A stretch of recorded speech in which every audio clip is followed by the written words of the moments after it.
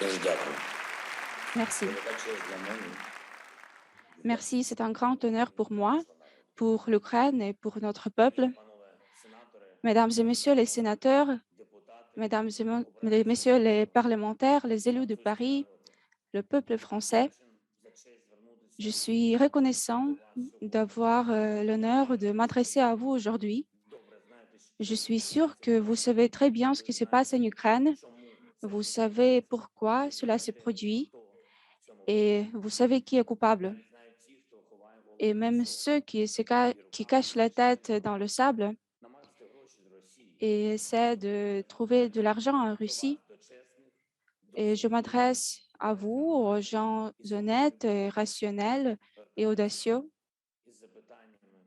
Et je voudrais poser une question. Comment arrêter cette guerre? Comment instaurer la paix en Ukraine? Parce que la plupart des questions et des réponses sont dans vos mains, dans nos mains. Le 9 mars, les bombes aériennes russes ont été lancées sur l'hôpital pour les enfants et une maternité dans notre ville de Mariupol. C'était une ville euh, paisible dans le sud de l'Ukraine, euh, complètement paisible jusqu'à ce que les troupes russes sont venues et l'ont pris dans un siège brutal comme au Moyen Âge. Ils ont commencé à tuer les, les gens dans cette maternité sur laquelle les Russes ont lancé les bombes. Il y avait des gens, il y avait des femmes qui se préparaient à accoucher et la plupart d'entre eux ont survécu, mais certaines ont été gravement blessées et une femme a dû amputer son pied qui était fracturé. Et une autre femme avait un bassin fracturé et son bébé est mort avant la naissance. La femme, on essayait de sauver la femme. Elle demandait les médecins de laisser mourir, de ne pas l'aider. Elle ne voyait pas de raison pour vivre. Elle est morte. En Ukraine, en Europe, en 2022, quand des centaines de millions de personnes ne peuvent pas penser que le monde pouvait être détruit. Et je vous demande d'observer une minute de silence à l'honneur, à la mémoire des milliers d'Ukrainiens et d'Ukrainiennes qui ont été tués à la suite de l'invasion russe du territoire ukrainien.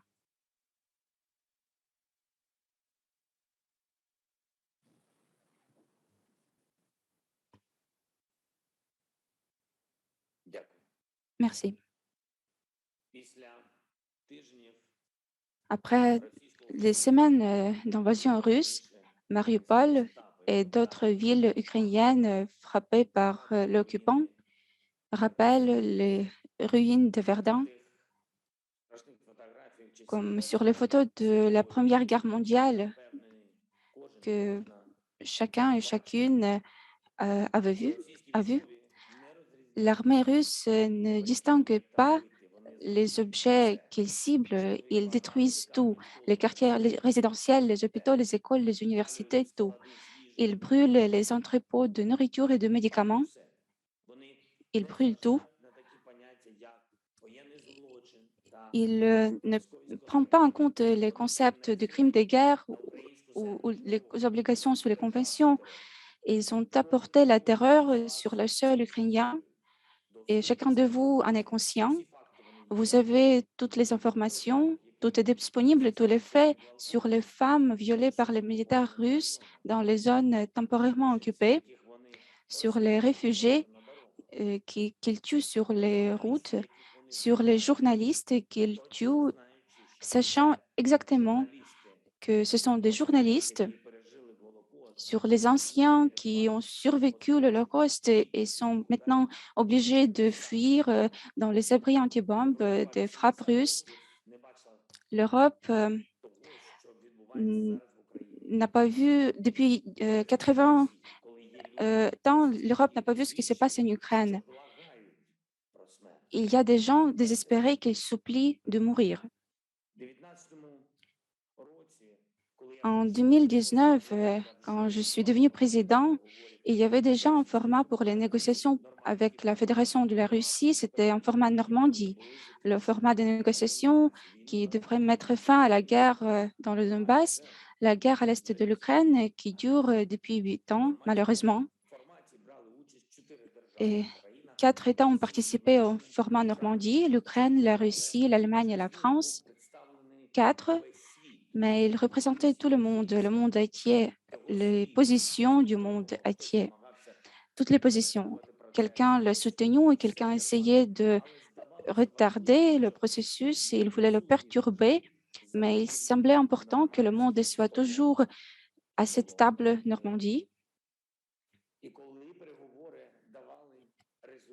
Et quand il y avait des résultats des négociations, quand nous avons réussi à libérer les gens de la captivité, quand nous avons pu négocier certaines décisions en 2019, c'était une bouffée d'air frais, comme une lueur d'espoir, l'espoir que les conversations avec la Russie peuvent aider, que les dirigeants de la Russie peuvent être persuadés par les paroles que Moscou peut choisir la paix.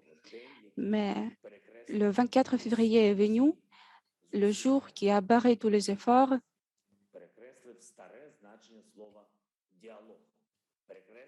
et même le concept du mot dialogue, et il a barré l'expérience européenne des relations avec la Russie et les décennies de l'histoire en Europe. Tout cela a été bombardé par les troupes russes, écrasé par l'artillerie russe et brûlé après les tirs de missiles russes. On n'a pas trouvé de vérité dans les bureaux et on est obligé de chercher la vérité sur le champ de bataille. Alors, qu'est-ce qui nous reste? Nos valeurs, l'unité et la détermination de défendre notre liberté commune pour Paris et pour Kiev, pour Berlin et Varsovie, pour Madrid et Rome, pour Bruxelles et Bratislava. Les bouffées d'air frais ne nous aideront pas. Et nous devons agir ensemble, faire la pression ensemble pour faire la Russie à chercher la paix. Mesdames et messieurs, le peuple français, le 24 février, le peuple ukrainien s'est uni et aujourd'hui, nous n'avons plus ni de représentants de droite ni de représentants de gauche. Nous ne faisons pas attention à ce qui représente le pouvoir euh, et la coalition et l'opposition. Et on pense de l'instauration de la paix pour protéger notre pays.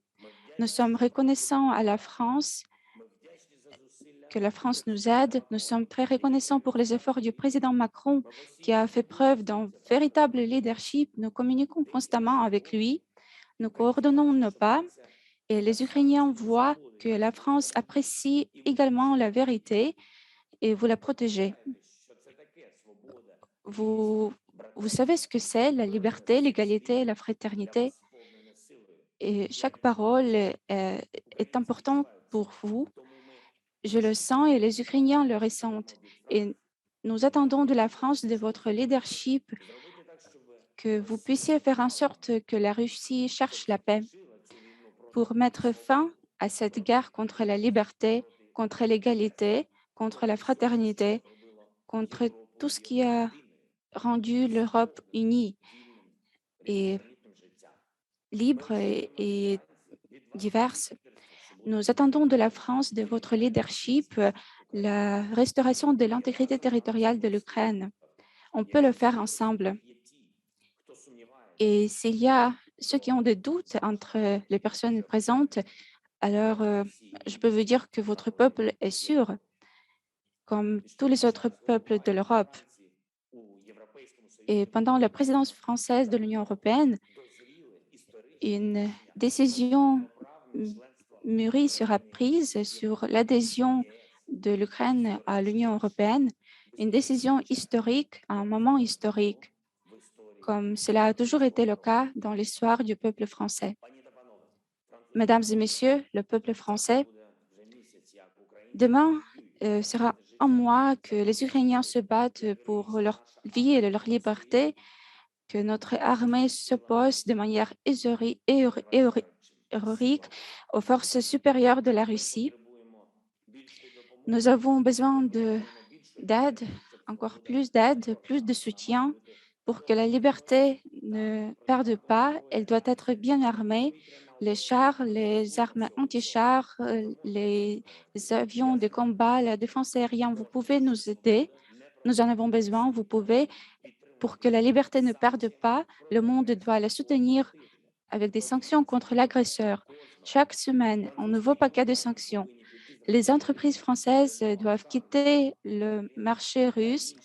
Renault, Auchan, Leroy Merlin et autres, ils doivent cesser d'être les sponsors de la machine de guerre de la Russie.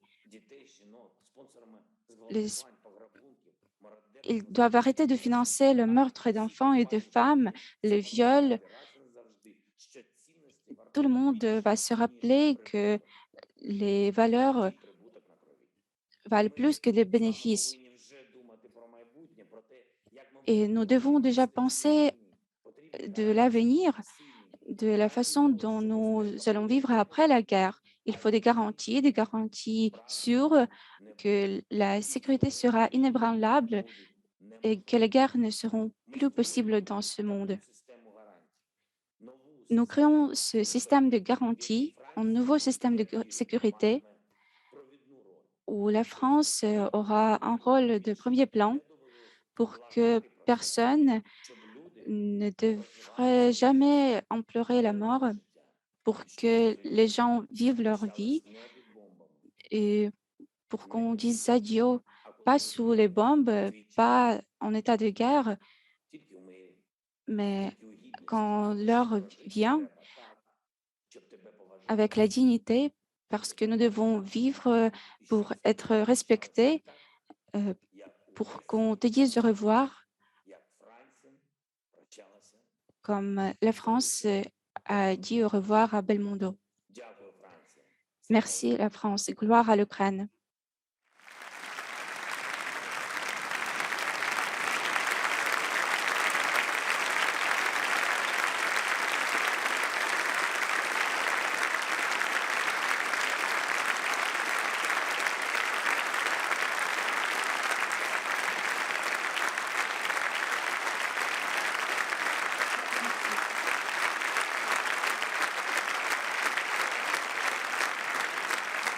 Monsieur le Président de la représentation nationale, je vous remercie de vous être adressé aux parlementaires et au peuple français. La séance est levée.